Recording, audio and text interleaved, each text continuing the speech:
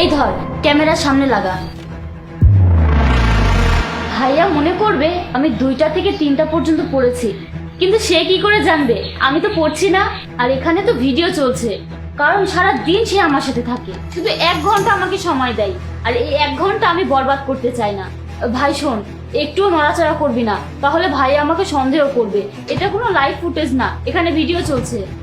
আমি একটু তাড়াতাড়ি গিয়ে আমার বয়ফ্রেন্ডের সাথে দেখা করে আসি, ততক্ষণ প্লিজ তুই একটু সামলে নিস, ঠিক আছে?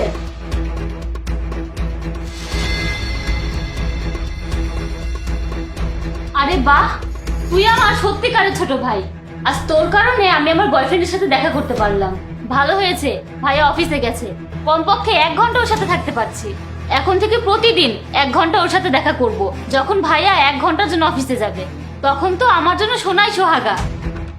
সোনার সোহাগা না বল, এখন তোর জন্য লোহার খাঁচা আনা হবে, বুঝলি? ভাইয়া তুমি তুমি এখন বাসায় কিভাবে আসলে?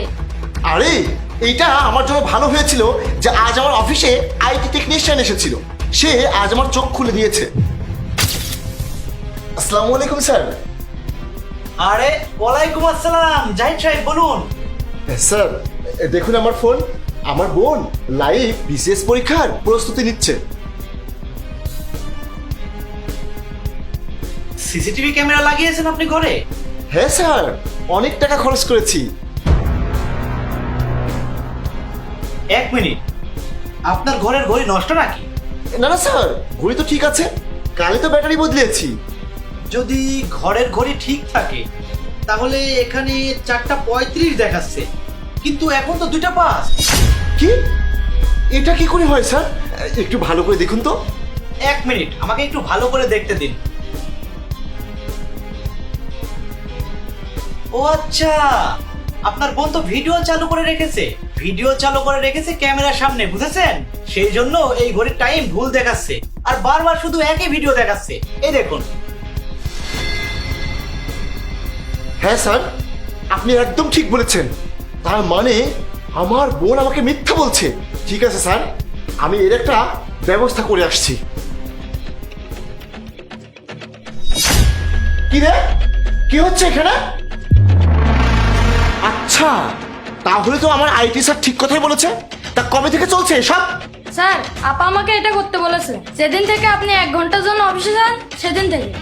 আচ্ছা ঠিক আছে, তুই যেভাবে ছিলি সেভাবেই এখানে 5 মিনিট দাঁড়িয়ে থাক। আমার বোনের আসার সময় হয়ে গেছে, তারপর আজ হিসাব নেওয়া হবে। ভাইয়া প্লিজ আমাকে ক্ষমা করে দাও, তুমি তো আমাকে জেলখানায় রেখেছো, তো আমি কি করব? এর জন্য আমি বুদ্ধি করে 1 ঘন্টার জন্য বাইরে যাই। প্লিজ ভাই আমাকে মাফ করে দাও। আরে বোন, আমি একটা যুবতী মেয়ের ভাই, এই জন্য আমাকে অনেক কিছুই ভাবতে হয়। এই জন্য আমি তোকে সুরক্ষিত রাখছি, যাতে তোর উপরে কারো নজর না পড়ে। আর তুই নিজের ভাইকে মিথ্যা কথা বলে প্রেমিকের সাথে মুখ কালো করতে যাস? তুই তো আমাকে সমাজে মুখ দেখানোর অবস্থায় রাখিসনি। এখন দেখ আমি তোর সাথে কি করি। যা ভিতরে যা, তোর পা আমি ভেঙে দেব। আরে তুই, ও এতদিন ধরে এসব নোংরা কাজ করছে আর তুই তাকে সাহায্য করছিস? তোকে তো আমি